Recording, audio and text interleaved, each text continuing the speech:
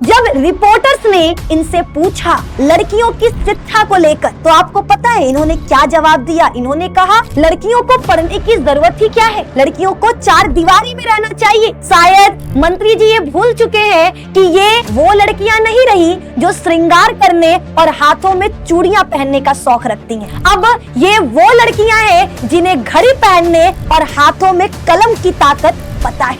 यहाँ मुद्दे सिर्फ सड़क बिजली के नहीं होते, यहाँ मुद्दे होते हैं जाति, गठबंधन, बयान और सत्ता का खेल। बिहार सिर्फ एक राज्य नहीं, इतिहास की वो धरती है जिसने देश को सोच दी, दिशा दी और कई बड़े नेताएं दिए। 38 जिलों वाला बिहार अपनी संस्कृति, ज्ञान और मेहनतकश लोगों के लिए जाना जाता है। यहीं से दुनिया का सबसे पुराना विद्यालय नालंदा विश्वविद्यालय उठा, यहीं से चाणक्य की नीतियां निकली और यहीं से लोकतंत्र की अनेक आवाजें उठी। बिहार खेती में आगे है, बिहार प्रतिभा में आगे है। आईएएस और सरकारी परीक्षाओं में यहाँ के युवाओं का जलवा पूरे देश में दिखता है। लेकिन जब बात राजनीति की आती है तो बिहार की सियासत पूरे देश का ध्यान खींच लेती है। यहाँ मुद्दे सिर्फ सड़क बिजली के नहीं होते, यहाँ मुद्दे होते हैं जाति, गठबंधन, बयान और सत्ता का खेल। हर चुनाव में नया मोड़ ले आता है। कभी दोस्त दुश्मन बन जाते हैं तो कभी दुश्मन एक मंच पर हाथ पकड़े हुए दिखाई देते हैं। बिहार की राजनीति में एक बात हमेशा तय रहती है, यहाँ जनता सब देखता है और समय आने पर जवाब भी देता है, क्योंकि बिहार सिर्फ इतिहास नहीं बनाता, बिहार इतिहास बदलना भी जानता है। और इसी इतिहास में एक नाम जो बहुत जोरों शोरों से इन दिनों बिहार में चल रहा है वो है मिथिलेश तिवारी। हाँ जी, आप इनको तो जानते होंगे ही। ये बिहार के एक बहुत ही ज्यादा चर्चित नेता हैं। ये बिहार के शिक्षा मंत्री हैं। ध्यान से सुनिएगा, शिक्षा मंत्री, जिनको शिक्षा की कीमत पता होती, जिन्हें पता है कि बिहार को शिक्षित राज्य कैसे बनाना है। लेकिन इनका एक बयान नहीं बोलेंगे, विवादित बयान बोलेंगे। उनका एक विवादित बयान इन दिनों सोशल मीडिया पर आग की तरह फैल रहा है। आप सोच रहे हो कि ऐसा कौन सा बयान इन्होंने दे दिया।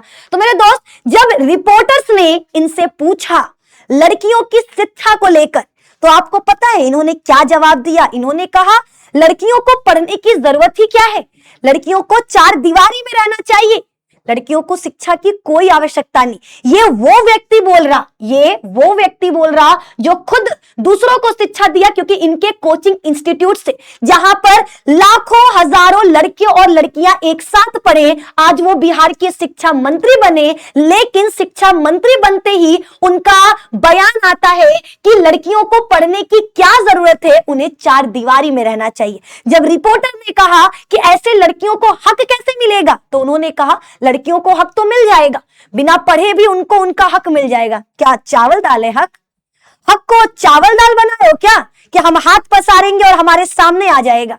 या लड़कियां भीख मांगने वाली हैं जो अपना हक भीख मांग कर गिड़गिड़ा कर लेंगी? शायद मंत्री जी ये भूल चुके हैं कि ये वो लड़कियां नहीं रही जो श्रृंगार करने और हाथों में चूड़ियां पहनने का शौक रखती हैं। अब ये वो लड़कियां हैं जिन्हें घड़ी पहनने और हाथों में कलम की ताकत पता है। ये वो लड़कियां हैं जो भीख मांगकर अपना हक नहीं बल्कि कमा कर अपना हक लेना जानती हैं। ये वो लड़कियां हैं जिन्हें पता है कि शिक्षा ही वो आखिरी मौका है, वो आखिरी रास्ता है जो उनको आजादी देगा, जो उनके सपनों को उड़ान देगा। और वो बता देना चाहती हैं लड़कियां इनको, और हम भी एक लड़की होने के नाते सिर्फ एक चीज बोलेंगे कि वो कहते हैं ना, पंखों से उड़ान नहीं होता, हौसलों से उड़ान होता है। तो हम ये जो आसमान है, आसमान किसी के बाप का तो नहीं है, इस पर हक जितना बेटों का है उतनी बेटियों का भी है। ये बात मंत्री जी आप भी जान लीजिए। और बेटियां अपना हक लेना जानती हैं, लेकिन कमा कर, मांग कर नहीं।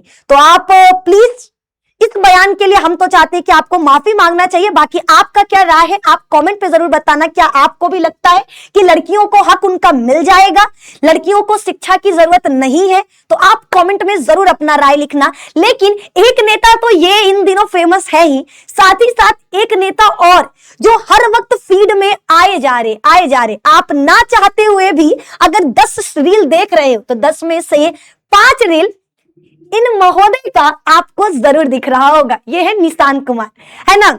बहुत ही भोले, बहुत ही समझदार, लेकिन इन दिनों इनको काफी ट्रोल भी किया जा रहा। पहले हम इनके बारे में बता देते हैं। निशांत कुमार जो हमारे पूर्व मुख्यमंत्री, बिहार के पूर्व मुख्यमंत्री नीतीश जी के पुत्र हैं और ये अब बन चुके हैं हमारे स्वास्थ्य मंत्री। लेकिन उससे पहले एक लाइन ही बोलेंगे कि बिहार की राजनीति में कुछ अलग ही खेल चलता रहता है। यहां जनता वोट देती है बदलाव के नाम पर, लेकिन कुर्सी घूम फिर कर परिवार में पहुंच जाता है। कहावत है ना, राजा का बेटा ही राजा बनेगा। और बिहार की सियासत में ये लाइन कई बार सच धोती हुई हमें दिखाई देती है। जो चेहरा कभी राजनीति में एक्टिव नहीं था, राजनीति में इनका दूर दूर से कोई रिश्ता वास्ता नहीं था, लेकिन अचानक बड़े पद पर बैठ जाते हैं सिर्फ इसलिए क्योंकि उनका सरनेम बड़ा है। या वही बिहार है जहां लाखों युवा दिन रात मेहनत करके एक नौकरी के लिए संघर्ष करते हैं, लेकिन राजनीति में कुछ लोग को पद मेहनत से नहीं रिश्तों से मिल जाता है। नेता मंच पर लोकतंत्र की बात करते हैं, लेकिन अंदर से राजनीति को परिवार की प्राइवेट कंपनी बना देते हैं। जनता के सपनों से ज्यादा अहम हो जाता है अपना वंश, अपनी कुर्सी और अपनी ताकत।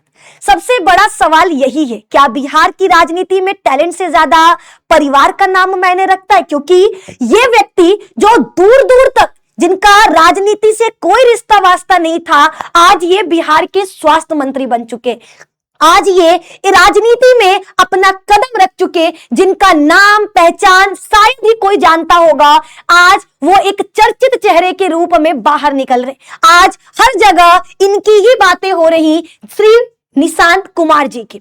निशांत कुमार पटना के सेंट कॉलेज स्कूल से इनकी शुरुआत हुई। जैसे आपके बड़े बड़े नेताओं के बच्चे पढ़ाई करते हैं, उसी तरीके से इन्होंने भी पढ़ाई की। मसूरी के मानव भर्ती इंडिया इंटरनेशनल स्कूल में आगे की इन्होंने पढ़ाई किया। यह है निशांत कुमार, बिहार के पूर्व मुख्यमंत्री नीतीश कुमार के बेटे। पिता को सुशासन बाबू के नाम से जाना जाता है, लेकिन बेटा एकदम शांत गुमनाम। लेकिन आज ये बहुत ही तेजी से बिहार के हर जुबान पर फैलता हुआ इनका नाम दिखाई दे रहा है। लेकिन सवाल सिर्फ यही है कि क्या आम युवा सिर्फ ताली बजाने के लिए है? बिहार बदलना चाहता है, लेकिन बदलाव तब आएगा जब राजनीति विरासत नहीं जिम्मेदारी बनेगा। जब राजनीति में आए हुए लोग अपनी काबिलियत पर आएंगे, ना कि विरासत में मिले कुर्सी पर बैठ कर आएंगे। तो अब मेरा सवाल सिर्फ आपसे है, क्या राजा का बेटा ही राजा बनेगा? क्या सियासत की कुर्सी पर वही बैठेगा जिसके पिता का राज होगा, या उस पर हक उसका होगा जो उसके काबिल होगा? तो कमेंट में आप इसका जवाब जरूर देना। बाकी अगर मेरा बात आपको बुरा लगा हो तो माफ करना। हमें किसी भी तरीके से किसी भी पार्टी या किसी भी नेता को लेकर कुछ नहीं बोलना था।